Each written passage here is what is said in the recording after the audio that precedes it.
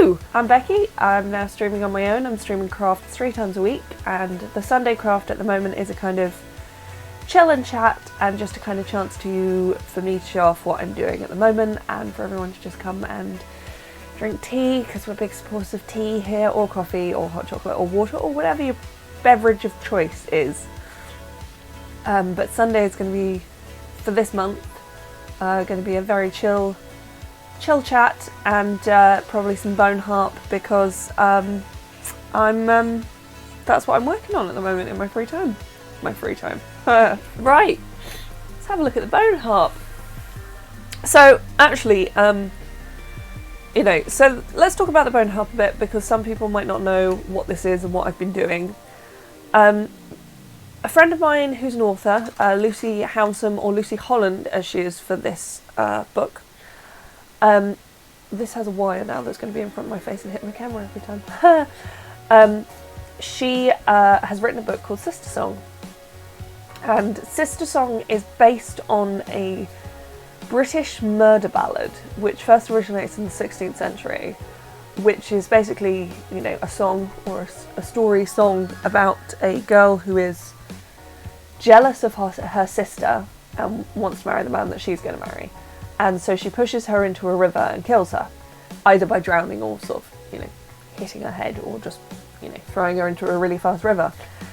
And her body is washed up at the side of the road. And in the original murder ballad, is it a farmer actually comes along, or a miller comes along, and he turns it into a bone harp. And then the bone harp is presented to the king. It's the king's son that the daughter is married.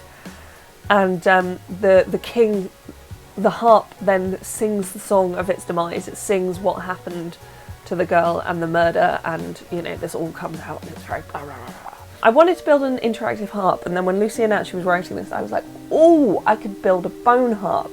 This is where I am right now, which is I've got a pelvis, I've got a coccyx that's not entirely covered with clay, and I've got one spine piece. And then I've got a lot of other spine pieces that need to be finished and covered in clay. At the top of the spine is the cervical spine, which is 7 vertebrae of the neck. I haven't built those yet. In the middle of the spine is the thoracic vertebrae. These are my thoracic vertebrae. There are 12 of those. And at the base of the spine is the lumbar vertebrae, and there are 5 of those. So these are my lumbar vertebrae. So this is what we're going to start on today.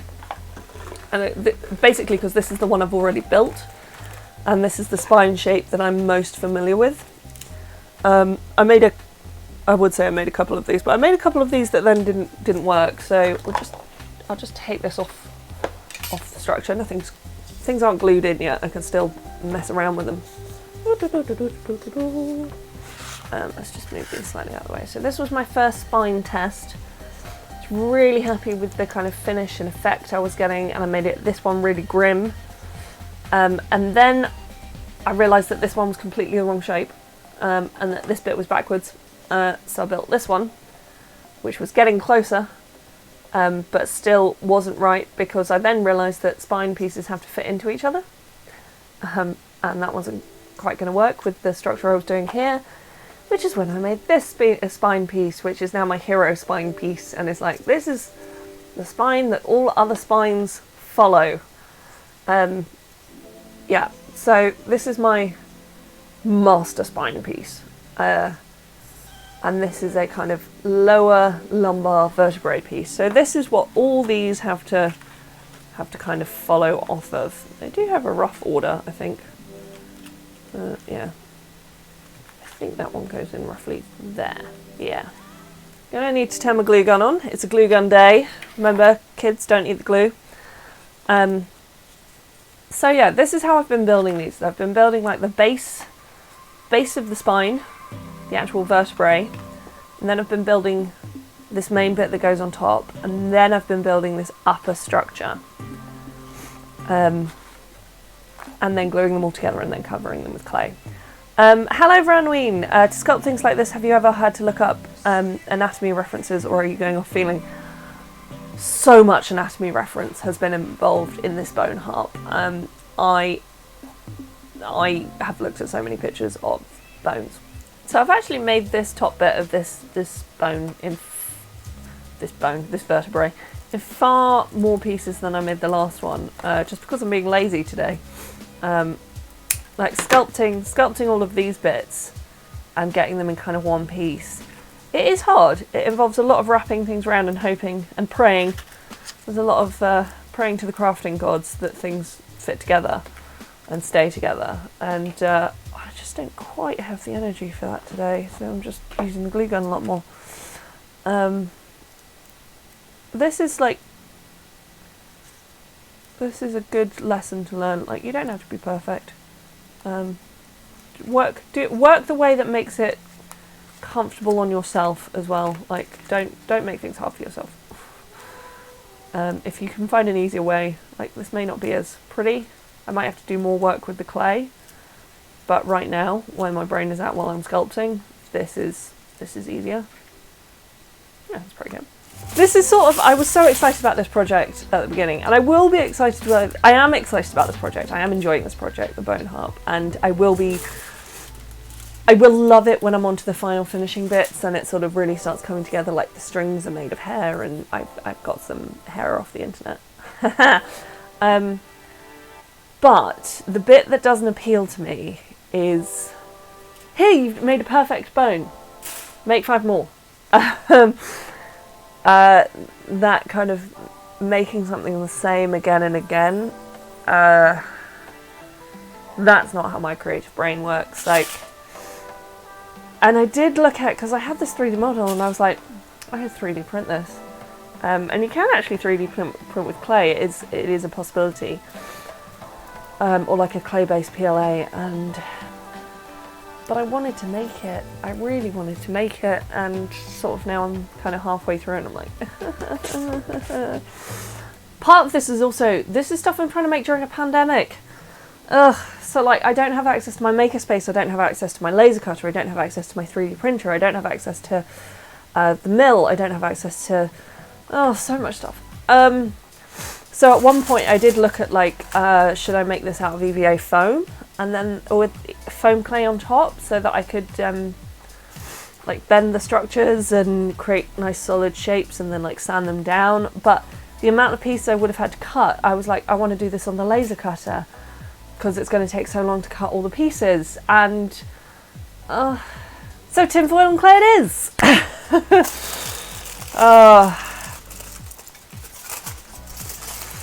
Yeah, we live and we learn. You know, I'll probably never make a bone harp again, but if I ever did, I'd have a completely different method for it, because hopefully we won't be in a pandemic again. So, here we go. Quick update on where we are. We've got our master. This is my master lumbar vertebrae.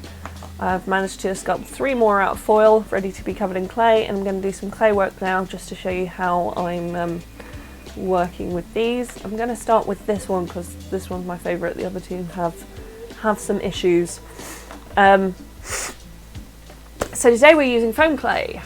This is foam clay by Tip Top Workshop, who are a British company, quite independent. They do 3D prints and sculpting things, and I really went for them because I wanted white foam clay, because if you're building something that's meant to be bones, white is easier as a base. And I will be, you know, doing some paint effects and things at the end. But like, actually, apart from the bits where the foil shows through slightly, that white is pretty good when it's kind of sanded and worked to a finished state at representing bone. So yeah, it just takes out some of the process. So, great thing about sculpting out foil and using clay is foil's really sturdy once it's kind of compressed like this, and you can really push the clay into it. Foam clay is very malleable, almost too malleable sometimes, in that it does slip off foil a bit. You have to really kind of hold it where it is. But yeah, the main thing with this is I start by just grabbing a piece of foam clay, which, yeah, this is like string cheese. This stuff is great when you pull it. It's really fun. But yeah, that's maybe too much. Start with a bit of clay and just start working it over the foil and making sure that all the foil is covered. So that's my first step, is just getting it so that all the clay is covered. All the clay is covered, all the foil is covered, and there's clay everywhere on the sculpt. And then I'll start kind of putting in the details and refining it a bit. First of all, it's just get the clay on. Kishi Mikaze saying clay always looks so tasty. Don't eat the clay, honestly. Don't eat the clay, don't eat the glue, don't eat craft supplies, unless you're doing biscuit making. Just honestly, I'm going to get a t-shirt made at some point that says don't eat the craft supplies. I think it's going to become my motto. Don't eat the craft supplies. Marzipan Faye asking, is it air dry? Yes, this foam clay is air dry. It's really great. So foam clay, essentially, a lot of cosplayers use it now. I first saw it on Kamui Cosplay's YouTube channel. I love Kamui Cosplay. She's great, Svetlana. I've got her book. I first saw it on her channel when she was doing her, I can't remember which costume, but she was doing an amazing mask.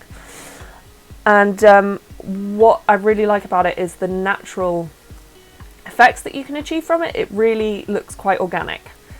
So I am using it for this project because it can get quite an organic looking finish. But a lot of cosplayers use it because it can be worked on top of EVA foam, and it will basically blend with the foam, and then you can use it when it's dry. You can affect it just like you would EVA foam. So you can carve it, you can sand it, you can use a hot, what's the stabby things? Pyrotechnic. All things. What are the things? What am I trying to say, people? You know, the hot stuff used for soldering. Soldering iron! Oh god. It's a Sunday. It's not a morning anymore. It's a Sunday. Please. Like I said, I don't remember words. Yeah, so it air dries and it can then be used exactly like foam, and you can get some really lovely organic textures and looks out of it. So that's really why I'm using it. I've seen people use it for like model building. Like there's a guy who does like train set building, and he's put it into molds to do like road textures and things, and he gets great results out of that. This is not quite covered yet, but the clay's getting harder to work with. So got a little pot of water here. This clay reacts really well to water. You don't want to use too much or it does just become like sloppy. But for allowing you to spread it out and smooth corners and edges and bits, a little bit of water on your finger will do the job. It's really fun clay to work with. It feels a lot like, you know, with some of the dragons early on that Kim and I did. This has gone lopsided, hasn't it? Definitely has. Some of the dragons that Kim and I did early on, the very first dragon streams, very first craft stream when we made dragons, I used Crayola Model Magic, which I still quite like. I like the feeling of it and I like its malleability. And using foam clay is very similar to Crayola Model Magic, but more versatile when it dries and doesn't really crack. So if you're looking for a feel like Crayola Model Magic, but you want a more professional finish and you want to have more options to kind of detail it when it is dry, then this is a really good option because it behaves very similar to that sort of clay, that kind of kid-friendly, malleable, soft clay, but then gives you that kind of professional finish that Crayola Model Magic often has some cracking issues. It doesn't sand too well, it's too soft a clay. But yeah, this is great. So I'm just working around, starting to get a bit smooth. What's really tricky about these, and what if I was, you know, a patient maker, which I'm not. I'm very impatient. I just want to get things made. But if I was a patient maker, what I'd probably do is clay these in two parts. So I clay the bottom and then clay the top so that I always had a dry bit to hold on to. Whereas right now, what's happening is that I'm always going to be holding on to some bit, which means that some bit's always getting my fingerprints on it as I'm trying to smooth the other bit. And then when I've smoothed that bit, I've got to hold that bit and get my fingerprints on that bit while I smooth the other bit. So if you've got time and you're working in clay, do it in 2 stages so that you're kind of letting one bit get really smooth and dry, and then you can hold that bit while you're smoothing and working on the other bit. But I am an impatient maker. I'm working on it. Am I? No. I'm embracing it. Let's go with that rather than working on it. Sometimes I think you've just got to embrace your flaws and recognise that they're part of who you are. I'm always going to be impatient. I'm probably never going to be a calm, let's spend months on this thing. I'm always going to want to get on to the next thing. So I will never be a calm, chilled out maker. What about doing 2 spines at once to scratch the impatient itch, but allows you to dry a bit to hold? Yeah, so this is air dry, but it is slow drying, is probably the other thing to mention. So each of these pieces will take about 72 hours to dry, so about 3 days, which, if I was really dedicated, I could make all of them in one day and then leave them to dry and then be ready to sand, but I don't actually have that much time to dedicate to making at the moment.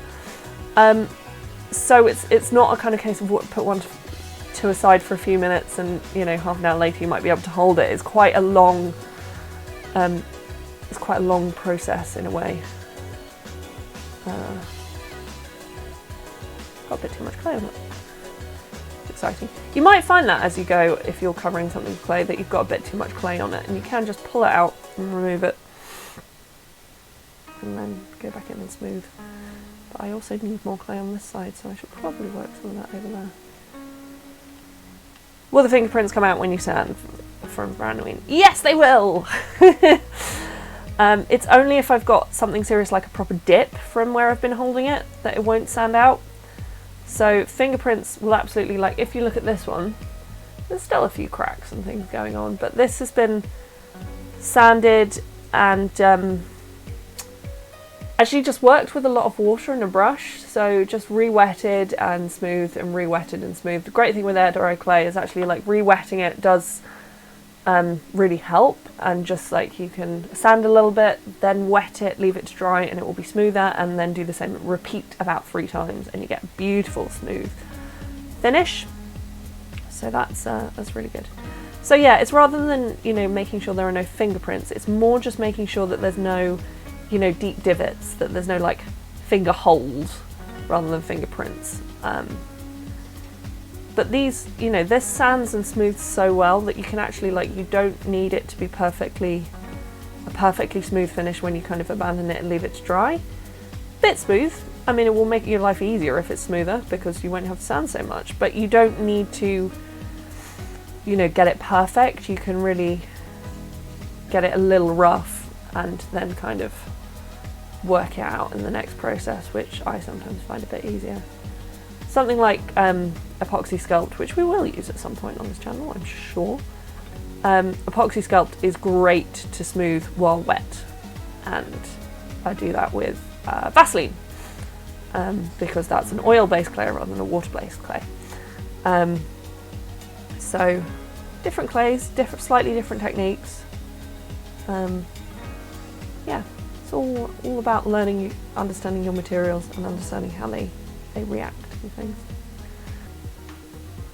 I just lost a bit of my clay around the back here, and I've got a bit of foil showing through. Ideally, when you're foil sculpting like this, you should get the clay covering everything so that the foil is not showing through, just to give you a nice finish. Also, if you try and sand foil, the sound is horrendous and doesn't really work. You can sand foil, but it's grating, and it will make you wish you'd covered with more clay.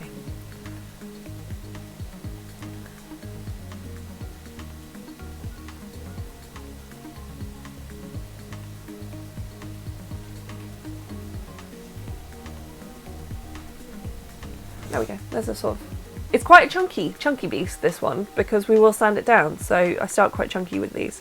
Can you tell I use this clay tool for some green lately? There's now green on my coccyx. Green on my coccyx, green on my spine. And this is one of those funny things. This bit I have done in 2 parts because I'm going to have to straighten the wire because it's attacking me. Because I needed the coccyx to stay in that position in order to properly sculpt onto it, because it was kind of held, but it was held within the pelvis very wobbly, just because I didn't want it to connect loads. I wanted it just to connect at these corners. And so when I was trying to sculpt on it, it would move positions. So I really needed to kind of cover these joins, leave it to dry, and then work out, then do the sculpting on it. Nope thinks, are these bones to scale or smaller? These bones are to scale, pretty much. And the character in the book that this bone harp is made of is a 15-year-old girl. She's a tall 15-year-old girl, but she is a 15-year-old girl. So these are fairly accurate to height and size. Kishi Mikaze saying, from this angle it looks like some weird dragon thing. I mean, it's me, it could be a weird dragon thing. I do want to, at some point, there will be a big build on the horizon that is a 2-meter long dragon skeleton to hang on the ceiling of my workshop. So in a way, this is also like a test for that. It's like how to make bones and how to make bones look realistic. So maybe that one will involve some 3D printing or some mould making or all the things we've kind of discussed as other ways to make bones that aren't as time consuming as this. So when I was building the 3D model of this, I bought a spine skeleton. I bought a skeleton 3D model, and then I took out the bits I didn't needed and bent it over, and it was great because it allowed me to see what actual shapes a real skeleton could get into, which is one of the things I was really struggling with. But with the dragon skeleton, I'm not going to be able to buy a model of that. I'm going to have to create it and envisage it completely from scratch because it's a dragon. So there will be an extra learning curve on that, I feel. But it is something I've wanted to do for ages. So it's definitely something that will happen. You can see for this, because I've done this bit in so many disparate pieces, you can see how rough and ready this really is. And this is, what's great about this is how absolutely fine it being this rough and ready is. Like, it's not going to be a problem because of the great flexibility of this clay after sanding. After drying, sorry. And the ability to sand it and make shapes in it. There's a good little gaps there that I've missed. And that's funny, this is such a big piece that there are so many bits that need covering with clay. My brain's just like, so this is, I talked about this bit in my Totoro, kind of joining things up after they've been clayed. This is the exception that I joined these up first because I needed them to form a solid base. But what I'm going to do is I'm going to put quite a lot of clay in that kind of groove, what should be, you know, the joining between the two bones or the separation between the two bones, so that I can sand into it and create a kind of definition between the two bones.